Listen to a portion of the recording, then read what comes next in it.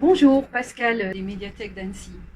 Aujourd'hui, je vais vous présenter La Cuillère de Dany Héricourt, qui est un auteur franco-anglais. Elle habite en France, mais le début du roman se situe au Pays de Galles, dans un hôtel où habite une jeune fille issue d'une famille recomposée.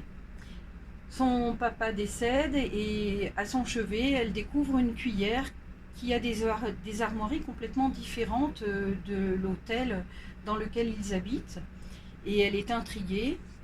Elle aime bien dessiner, donc elle commence à dessiner la cuillère, s'interroger, et elle apprend que l'armoirie est une armoirie française. Comme elle est très curieuse et qu'elle est également férue de dessin et qu'elle ne sait pas vraiment si elle va se lancer dans cette voie plus tard, elle décide, afin d'y réfléchir, de partir en France pour découvrir l'origine de ces armoiries. Bon, elle ne va pas découvrir que l'origine des armoiries, elle va découvrir que les Français sont pas toujours très cool.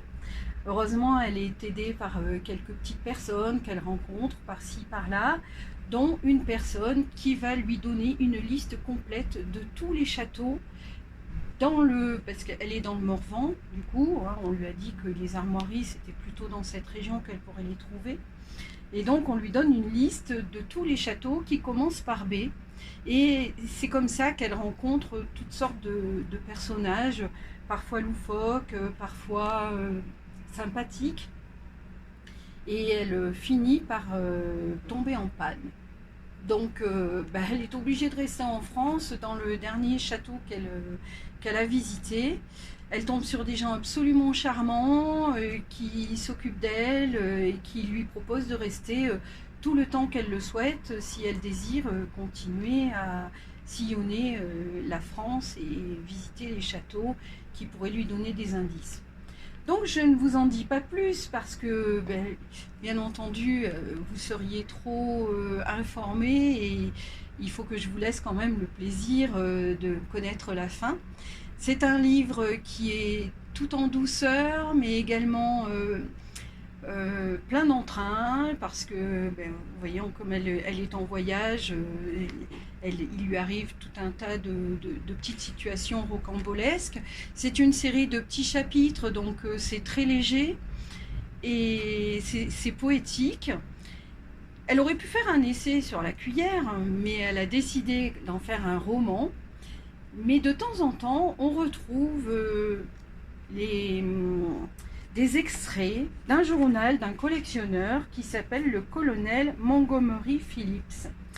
Et donc, j'ai fait des recherches sur Internet, je n'ai pas trouvé, je ne sais pas, j'aimerais bien quand même rencontrer l'auteur pour qu'elle me dise s'il a vraiment existé, puisque ces pensées sont extraites de mémoires de collectionneurs.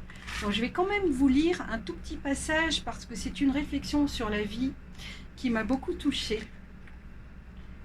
J'ajouterai, en toute humilité, une parenthèse à inscrire en marge de cette œuvre.